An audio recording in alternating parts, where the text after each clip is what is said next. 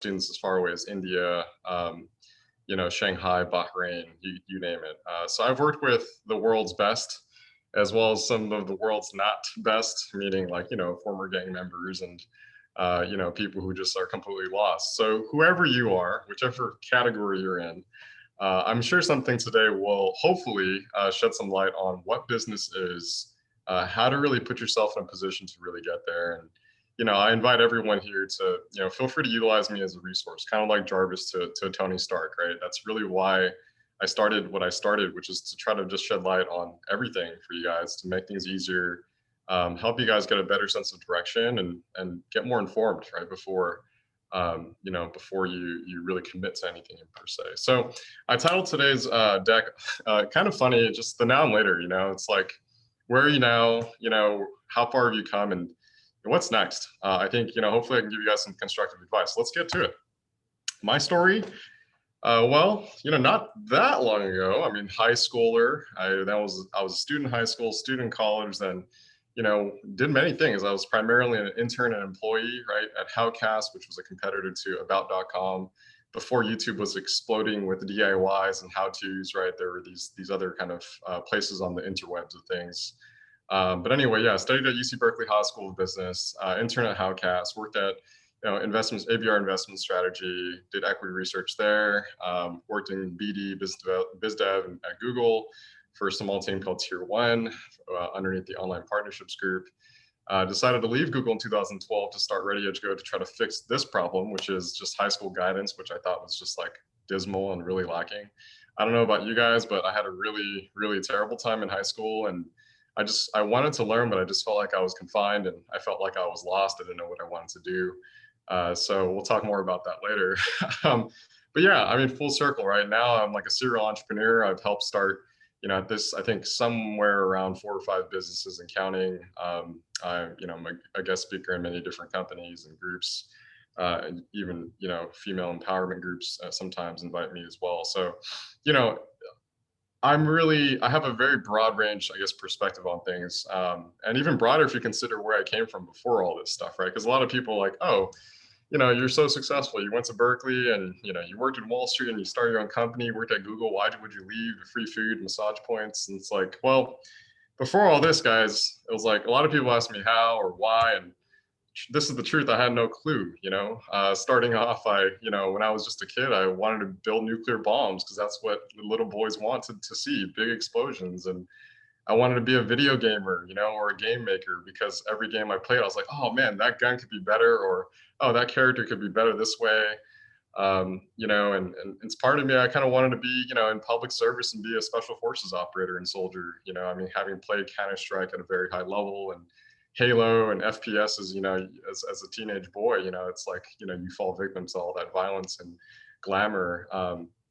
But something peculiar happened. My parents purchased a business. It was just a travel agency when I think I was in the 8th grade, changing my little sister's diapers. And, that changed my life forever because I remember my parents, every day just constantly talking about what it was like, the struggles, the sacrifices, the learnings, the wins, right? The lows and the highs of business. And I remember in 8th, 9th grade, that's when I really started learning like what business is and was, and it's not changed the definition of it.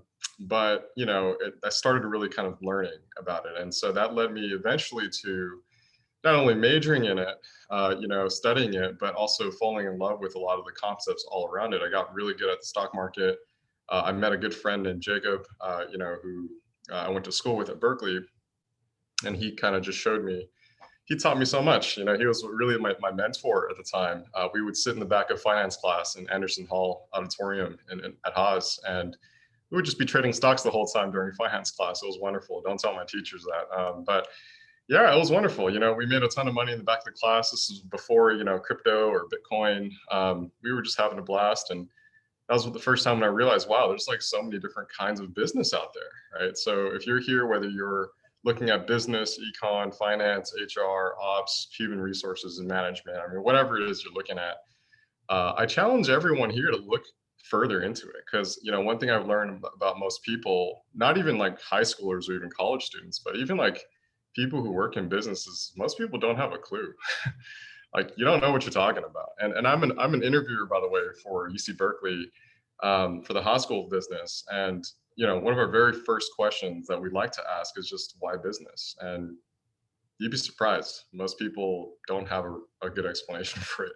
And if I ask them the follow-up question, which is what is business, I bet you I'd probably stump even more people. But from wanting to be a teacher at one point in my life to thinking about going to marketing to looking at actuarial sciences, basically I had no clue. But I chose business because I had no clue. And I knew that it had so many different pathways that eventually I could find out, what realm I did want to go into. Now, eventually, having worked in finance, Wall Street, stock market, moving into biz dev and partnerships, and then now, being an entrepreneur, I've kind of found my place as to what I want to do with it. So that's kind of a little bit of background on me. And, I'm going to start with like the question for you guys, which is, what is business? And if I were here in front of you speaking in person, I would actually call someone from the crowd or audience here, but I know I can't, I don't have that luxury.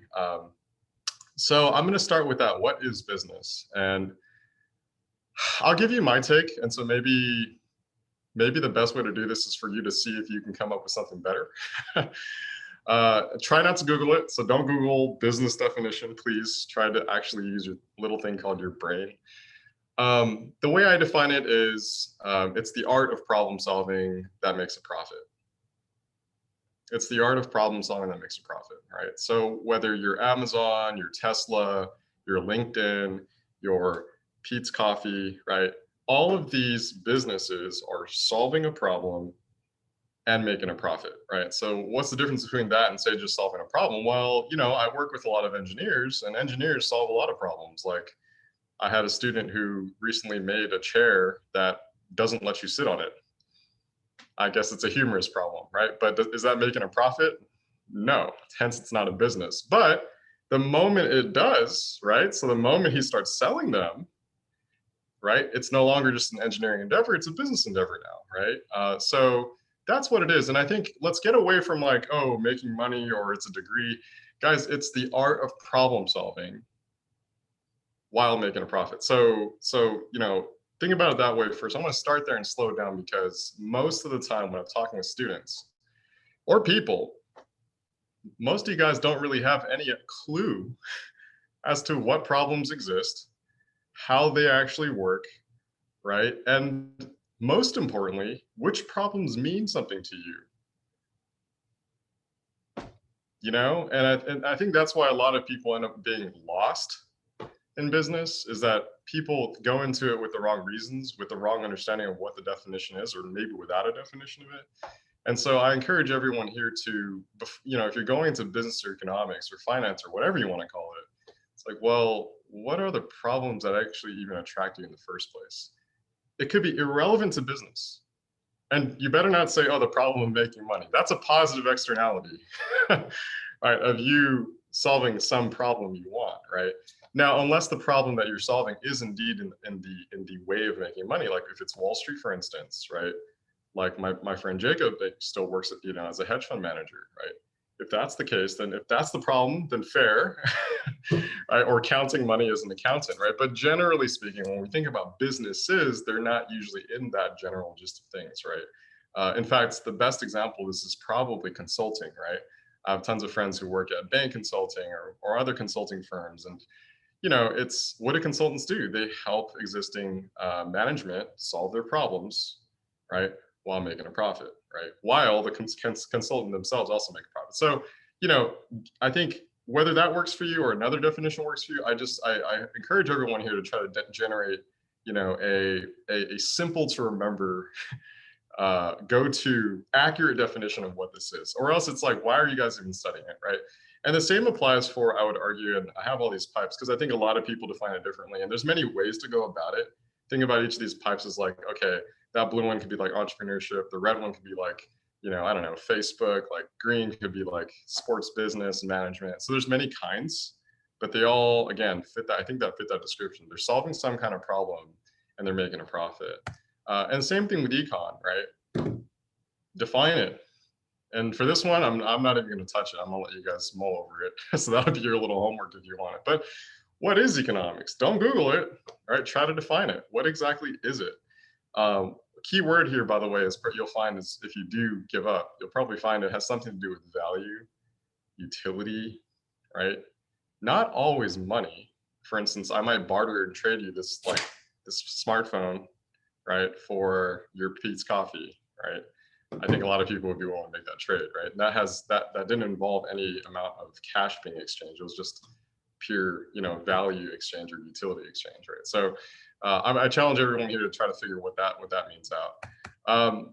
And so one thing about economics, though, is generally speaking, there's different kinds. There's macro, there's micro, there's freakonomics, which in case you haven't read before, I do recommend reading it. It really expands your horizon and understanding what it is. So before I dive too far into what I'm here to do today, which is I think to shed light really on not just the overall realm of business economics, but how to get there, right? As a high school student, I think know what you're talking about. Know what you're talking about, right? And so here's some must-haves, right? So if you're planning on going into business, right, economics or finance at any point in your life, I recommend you have these three things, right? You have to be proactive, and I put in your learning because most of us aren't. Most of us do. Most of us go to class, right? We do something because we heard it looks good for college. Most of us aren't necessarily in it to learn. We're just in it to follow orders, right? So, being part of this community, right, the Global Youth Economics Forum is a good step. That's being proactive, but it's not enough, right? Just because you're attending this session doesn't mean you're going to be a master at anything, right?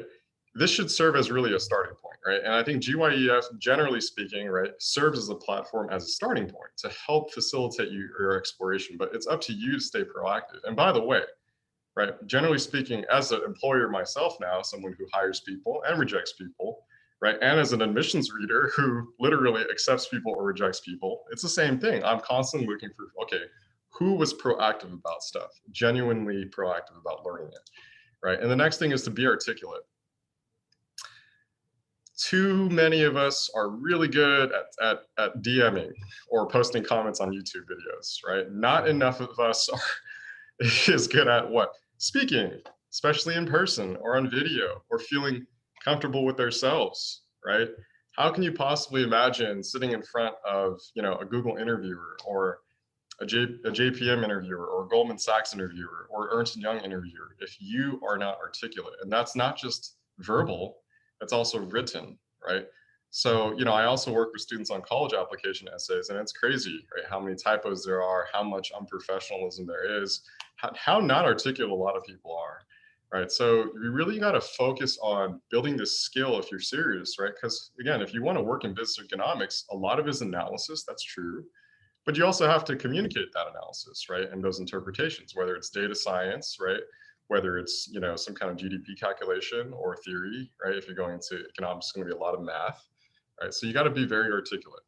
And lastly, is you got to be skilled in your niche. Let me share a quick story, right? Mark Cuban was summoned to a sports management college program as a guest speaker. The kids were going crazy, right? The college students in that program were like, oh my God, Mark Cuban's coming, right?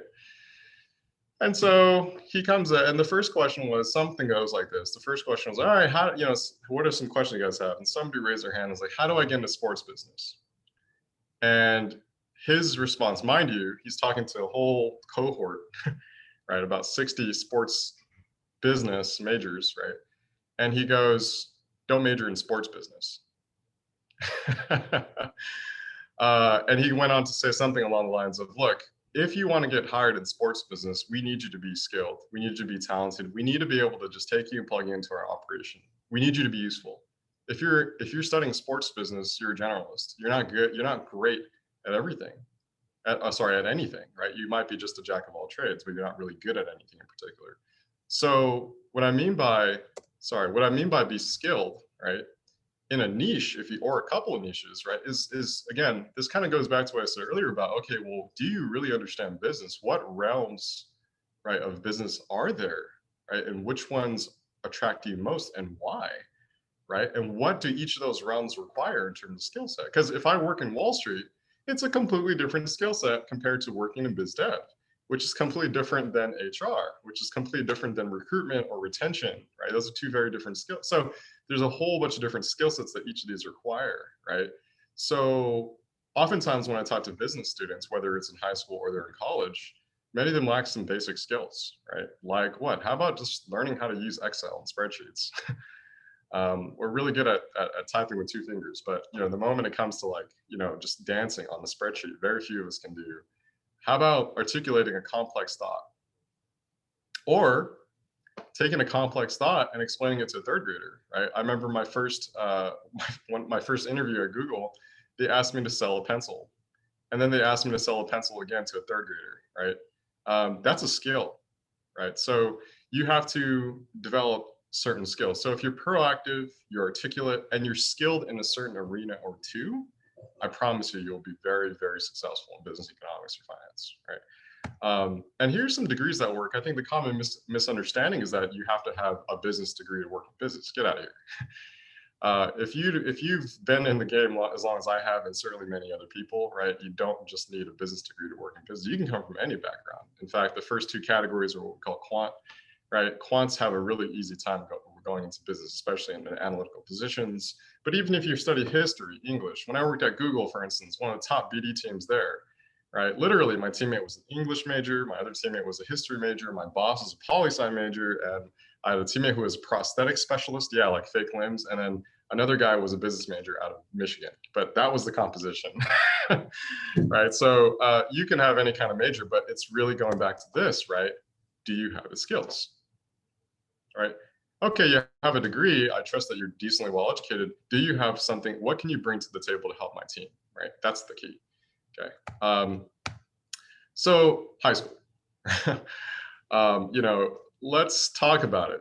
I mean, this is where most of us are, I imagine, right? And this is probably where things are right now, right? You have a few doors open. There's many doors, and hopefully today would be the start of a conversation and a start of proactive learning to finding out how to open up more of those doors, right? Let me give you some tips, right? So first and foremost, I've worked with thousands of students at this point, literally thousands of students. And you're probably making this same mistake that I most of the time see people make. You're spending too much time on the numbers, way too much time. Grades, AP scores, tests, all kinds of tests, whether it's SAT, ACT, subject tests, which aren't being administered anymore, but you're constantly thinking about numbers. Oh my God, how many weighted courses do I need to take next year? What summer program do I need to take? What college course do I need to take to make myself look better? If that's what you're worrying about, guess what, guys? We're talking about the top 100 universities in the United States. That only accounts for, roughly speaking, about 40 to 50% of the decision, right? The rest of it, if we're talking about the rest of the 60% or so of the decision, which, by the way, we read second after your numbers, right, is this stuff, right? And it's exactly what we try to bring to light to you guys. And it's not just like, oh, I'm a secretary of a club, or, oh, I started a business selling sneakers, or something to help marketing for mom and pop shops. Guys, that doesn't necessarily demonstrate these quality attributes. Those are just nice and fancy titles, right? Eventually, you're going to have to write a 650-word essay. Eventually, you're going to have to write a 500-word supplement. Eventually, you're going to have to sit in front of someone like me who's going to grill you and not just ask you what you've done, but more importantly, why, right? So let's start there. Focus on these other quality attributes is what I call them, because if you're someone like who's trying to go for even top schools, like top 20, let me give you something, guys. If we're talking about chance meet, watch this. Here's Berkeley, where I went to school, right? You'll notice immediately that naturally there's this kind of curve, right, upside down, of the students who were accepted and accepted, basically the blue and the green. Okay, but mind you, behind each of those, okay, are also red dots. Okay, so you have students who are 4.0, 1600 also rejected, denied in red, right? But why am I showing you guys this? Y-axis is the GPA unweighted, and x-axis is your test score, right? Well, first and foremost, sure, it's important to ask yourself, where do you land right now? Where am I in the pack, right? Am I middle 50? Am I 75 quartile? Am I on the lower end of the spectrum, right? But note that it's not going to get you in, right? In fact, Stanford, Stanford, this is NYU, but Stanford rejects 500 perfectly 4.0, 1600 applicants every year. This is NYU, it's the same thing if you're on the East Coast, right? Red dots all behind all that too. right? So ultimately, right, what sets students apart if you're going into business? Let me give you a couple like tips. Number one, don't just do clubs. DECA, FBLA, right? GYEF, sure, right? That's nice to get exposure, but it's not going to set you apart. There's a lot of other people doing the same thing. What have you done to show me that you actually understand what business is? How about that? Have you taken an intro to business class? Okay, great. What have you done with it? Tangibly, what have you done with it? Don't just tell me you've competed in a competition, right? What have you done with it, right? And if you can show me what I call proof of concept, now we're talking, right? Now I understand you have real world understanding and experience in it to tell me you actually know what business is. And most importantly, you have something much more to talk about than just a club that you attended or competed in, right? Secondly, guys, there are certain grades that matter more than others. Stop worrying about whether actually you should take AP US history and start thinking about how you can absolutely get all A's in math classes and your English classes. Yeah, I said it. If we were to go back really fast and think about the skills, right? What did I say? Right? Be articulate was one of them. As someone who evaluates business candidates myself, I can personally assure you that we look for core skills in quantitative and communication, okay? So I need to see that you're doing well in English class. I need to see that you're doing well in math class. Stop worrying about taking classes you don't need to, by the way, like AP US History or AP CSA because your parents told you needed a technical degree when in reality you don't. All right, so we can talk a lot more about that later. But I kind of, in the interest of time, did want to save a little bit for Q&A. I wanted to kind of point this out. Steve Jobs said it. You're probably using one of his phones. I don't. I use Android, Google person. But stay foolish. Question what people tell you. If you're in high school, question what people tell you about what looks good for college. If you're going towards business, question what business even means, right? And if you're going into anything, question why. Why exactly do you even want to do this in the first place? And that's the very first question I'll probably ask you as an interviewer, which is why are you interested in business, right? And by the way, if you have the only thing to say to me is, I figure it could help me make some money, better luck next time if there is one. So, I invite everyone here, it's kind of a special invitation, to go to path.readyedgego.com. If you put in your information through this portal, I can do something that we don't usually do, but generate something called a student profile score. So I will show you where you stand right now relative to your goals, right? And you can shoot me an email, right, to get access to that. We'd have to invite you to it. But if you email me, mention this today's presentation, I'll go ahead and invite you to the portal and you can do it. Because the problem that I'm trying to solve, right, going back to what business is to me, the art of problem solving while making a profit. The problem I'm trying to solve is, how do I make this college admissions process way easier and way less stressful for you guys? Because I think right now it's too stressful. So I'll go ahead and stop right there. We have a few minutes for questions. But yeah, thanks guys.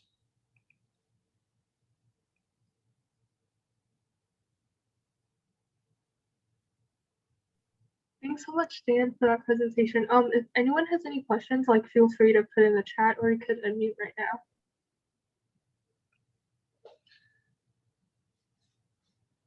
Yeah, and I don't mind staying for a few minutes over. I don't have a hard stop. So I got a first question with, thank you, Anissa, appreciate it. It's, what apps do you recommend taking, or APs do you recommend taking? Okay, simple, easy answer, ready? First and foremost, whichever ones you know for sure you're gonna get an A in. And secondly is whichever ones you're most interested in. If you're not interested in something, it'll take you 3 times longer to do well in it. And that'll probably lower your grades in your other classes.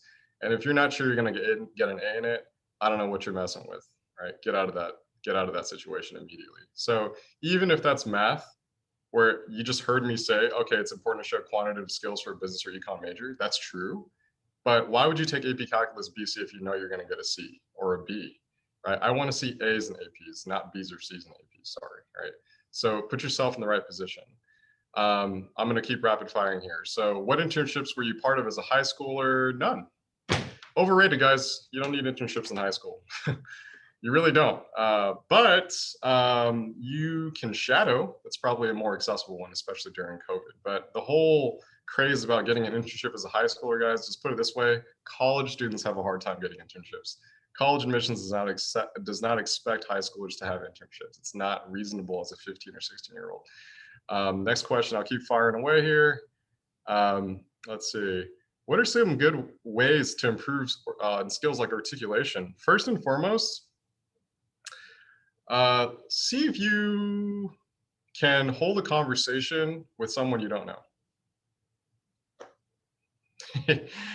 Or attempt to teach a group of students anything. You can go and teach. I think it's an excellent way. Volunteer as a teacher for the underserved community. Excellent way to do it. How can we build our skill set in high school?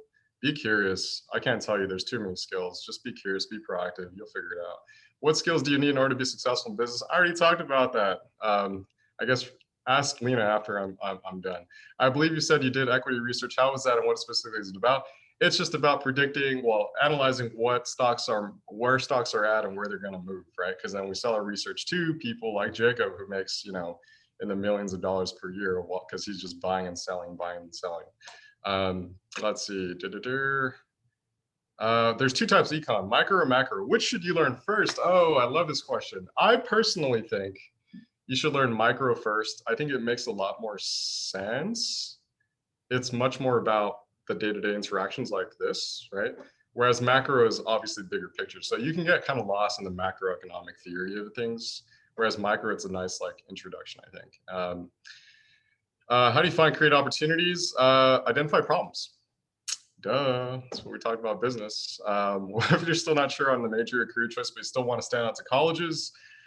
Okay, again, go back, but if you're not sure on your major, but you still want to really stand out, make sure your 2 words, genuine learner, okay, whether it's Harvard, Stanford, Cal, Yale, Princeton, Columbia, Penn, Dartmouth, whatever, they're all looking for genuine learners. Last I checked, most high schools aren't genuine at all, and they're not really trying to learn. They're just surviving and they're studying.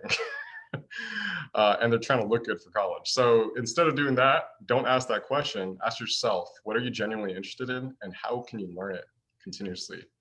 How do we connect with professors? Well, how about this? Shoot them an email, for starters. How do we make an impression on the admissions team, especially in the Ivy? How are you different from everyone else? How about that? I love that question. What are you doing that's just different from everyone else that's genuine to you? Okay, don't do something different because you think it would look good. No, do something different that's naturally a positive externality of you just being you. Okay, and in case you think I'm talking in abstract terms, let me be honest. I have a student with low grades who got to UC Berkeley, low grades and test scores. He was just genuinely interested about 2 things. You wouldn't believe it. He built an exoskeleton that helped him lift things up to 500 pounds because after watching Iron Man, he's like, that's so cool. I want to try to do that. And he failed, but after 2 years, he figured it out. And secondly, he loved old film. He can call out names of actresses from early 1900s films. And I was like, what the? I'm like, why do you do that, Nathan? Nathan was like, I don't know, I just like it. And guess what? He was genuine about learning about both things. And it made him stand out, doesn't it? Because guess what? Who's built an exoskeleton? And 2, who's good? Who really knows old film? Can't think of many people. So he was a genuine learner, right? So anyway, I think we're coming up on a couple. Let's go a few more questions, Lena, if you don't mind. Is that okay? All right. How do we make an? No. What ECs did you do to stand out? I did a lot of teaching. I love to teach. That's kind of why I'm sitting in front of you guys today. I love working with students. I coach basketball. I taught math. I was science camp chaperone. I think a lot of that showed them that I was a very altruistic and just a good person, I guess, who cared about people. But as a result of that, right, I had also leadership, traits and characteristics. But beyond that, I think, I think my story about why business was really interesting. I used to sell Toblerone, like the chocolate, as a little kid. And then I just kept kind of trying to understand arbitrage better, right? Which is a good segue to the stock market. You mentioned that it is important to be articulate. I've been taking intro to biz. My professor always emphasized that people are your biggest assets. Do you have any advice on improving your speaking or people skills? How to be assertive? Meet people you don't usually talk to and talk to them and help them. How about that? Go volunteer, right? Get out into the communities. Get out of your social bubble, right? You spend way too much time in the familiar and the comfortable. Get uncomfortable. How about that? And I guarantee you, if once you start meeting a whole bunch of people in the world and you feel confident you can talk to anybody, yeah, you're gonna get pretty articulate. Would you recommend books like Rich Dad Poor Dad? Yeah, sure, that's not a bad one. But guys, stop reading so much about business and start learning about problems outside of business, because business is the art of solving problems, not always business related, right? So how about find out problems that are outside of just business? How about read the New Yorker? You'll find a lot of cool problems there, and great writing, by the way. And I guess I'll answer these final ones here. How would you start a career in business? If you don't know what branch you want to start learning about, learn about all of them. I'm serious. That's what college is for. How do we show college that we're genuine learners? If you want answers to that, I have to get to know you better. So just shoot me an email. But I think I'll end it with that, guys.